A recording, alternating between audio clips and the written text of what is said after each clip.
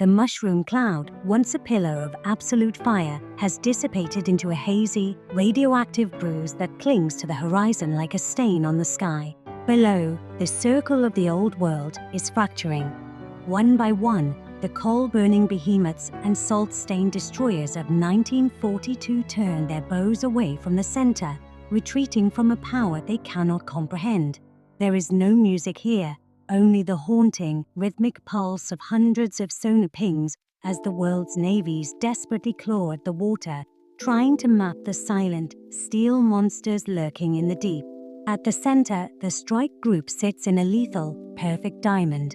The USS Ford flanked by Arleigh Burke-class destroyers, while a Virginia-class submarine moves like a ghost beneath the waves. In Berlin, the air in the Reich Chancellery is thick with the scent of old oak and cold terror. Maps of a dying world are spread across heavy tables, but all eyes are fixed on a single, grainy photograph of the Pacific Blast.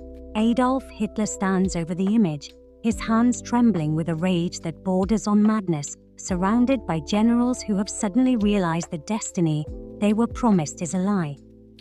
You say it is the power of the stars. I say it is a trick, a magician's flash. Mein Führer, the Bismarck's sensors were overloaded. The blast, it was more powerful than every bomb dropped in the history of man combined. This Burke is not a man. He's an American. He is a merchant with a larger firecracker. He thinks he can freeze the world. He thinks he can stop the destiny of the Reich. If he had more of these weapons, he would have destroyed us already. He is holding back because he is weak. He is afraid of his own power.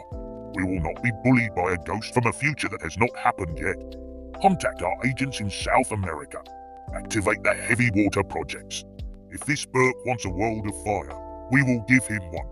We do not surrender. We accelerate. On the USS Ford, the Admiral's ready room is a sanctuary of cool, blue light and high-tech surveillance.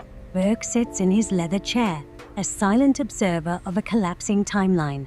On his monitors, the titans of the 1940s are crumbling. Roosevelt's voice shakes over the radio. Churchill stares into a dark bunker, and a Global Hawk drone, hovering 60,000 feet above Berlin, feeds back the black smoke of a mobilization that will not stop. The Americans have signaled a willingness to negotiate. The Japanese are preparing a formal apology and a request for terms. Even Stalin has gone quiet. But Berlin is making noise. I gave them a miracle. I showed them the end of history. And he still wants to play the hero. What are you going to do? If you ignore him, the other countries will see it as a weakness. The Pax Americana fails before it starts. I was hoping to do this with math and shadows, Reed. But some cancers don't respond to radiation. They need a scalpel. Burke moves through the brig with a surgical coldness. He stops at the 8th cell, where a young German pilot, blonde, terrified, and far from home, stands against the wall. Burke reaches into his pocket and produces a 2026 smartphone, its screen blooming with the horrific reality of 1945.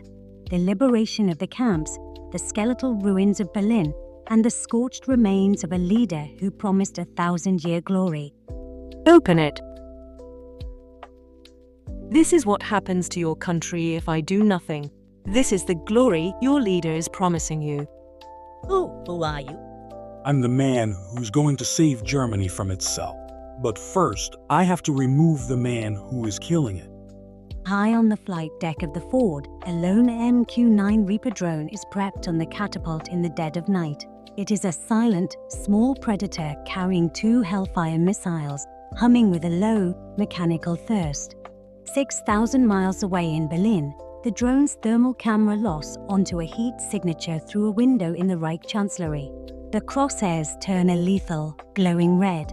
Targeting the Reich Chancellery, Window 4, Room 12. Target locked, Admiral. We are 6,000 miles away. Requesting permission to engage via satellite relay.